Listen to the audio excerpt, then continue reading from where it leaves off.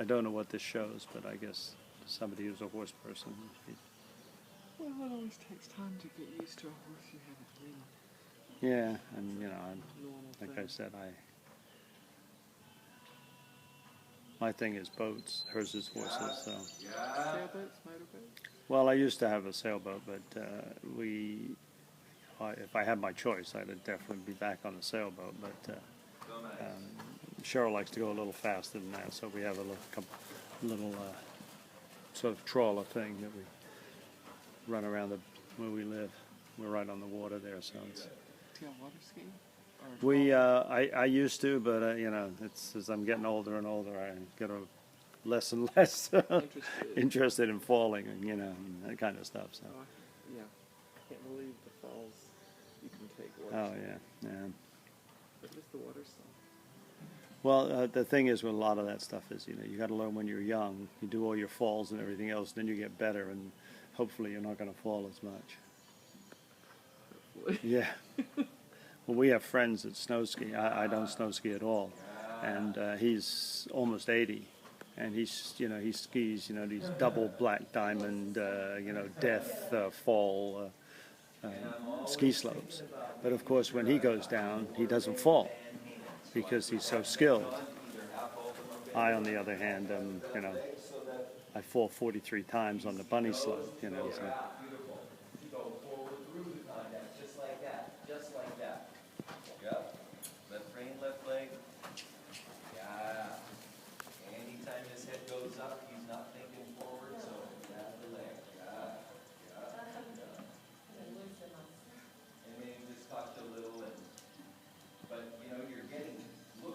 Are you a rider also? Or? Kind of. That's what I love that I don't want to be. Then I can do with the hind end what I will. Well, you have a beautiful place here to do it. You know, this is. We love it. Yeah. I hate driving up. You know, I just retired about a year, a little less than. Well, no, it's about exactly a year ago now, and What's it do? I rode fire rescue for 40 years down in Miami. So. Fire rescue. Yeah. Oh my gosh, that's so courage. Well, I'm not so sure about that. Stupidity, I think, is the term, but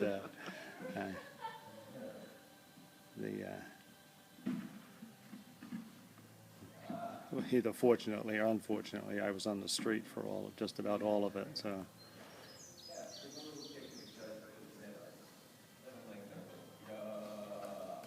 I managed to stay out of the office until the last 4 years. So, and then I built the fireboat. We had a fireboat down there, so I did that program. So.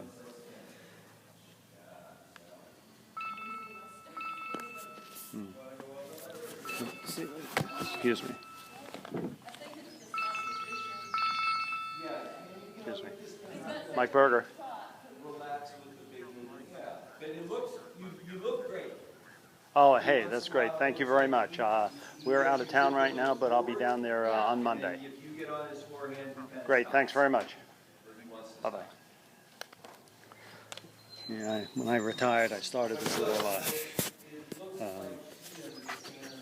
consulting thing for building fireboats. So I have one for I'm building one for Cape Canaveral now. They've got a grant, federal grant, so we're building one for them. Yeah, good. Yeah. Sit on. Inside seatbelt. Yeah. The boat stuff is fun, but you know, the logistics of it are a pain in the butt. But you know, the good and the bad.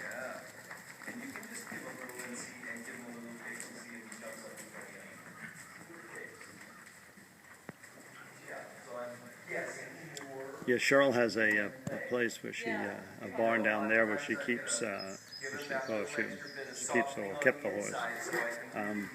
They have, you know, a covered arena like this, and you know, it's a real pretty place, well managed. Yeah, I mean, and it's the people there are very good. The lady that runs it, her her husband's out there all the time, you know, and they have a couple of guys that, you know, are always out there cleaning the stuff and doing everything. We brought her old horse Leo up to her cousin up there in the Balsam Mountain. We made a trade-off. We have a navigator, and it's, you know, marginal for towing the horse. It just it'll tow it down there on the flat, but not on the mountains, you know. So I keep thinking I want to get something like that too. It's like, no, you can't do that. Believe me, we've tried, you know. It's not geared up for it. Torque? We don't have enough I torque. think that's it, and you know they're not designed to be tow vehicles. They're for you know, suburban housewives to, you know, drive around the neighborhood in. But it's fine for a flat land. But when we brought him up here, Leo up here, we traded out at Valdosta. Her cousin came down, and she's got a big dually and a big trailer. Came down, picked him up, and we stayed at one of these overnight places in Valdosta. What slum! What slum! You know, and oh God, it was horrible. It was one of these, you know, she picked up off the internet, just as an overnight thing, and to keep the horse there. We drove up, you know, I guess it was about 7 or 8 hours, and then she drove. The sisters drove down 7 or 8 hours. We still stayed overnight, and that was all you could, you know. It was like a mud puddle, flies, you know, and everything else there, and it was just, and I couldn't believe the place. And there were people boarding horses there, you know. It's just, but her barn is very well I managed. just love how soft he's in the contact and jaw for you. Well, I'm a technological idiot, but my nephew from Princeton was the IT guy at Princeton, and he's living with us now temporarily, and he's the whiz, you know. So as long, he just says, "Here, you need this." Okay. Did you say Okay. Yeah. So we had a couple of old computers, which he laughs at.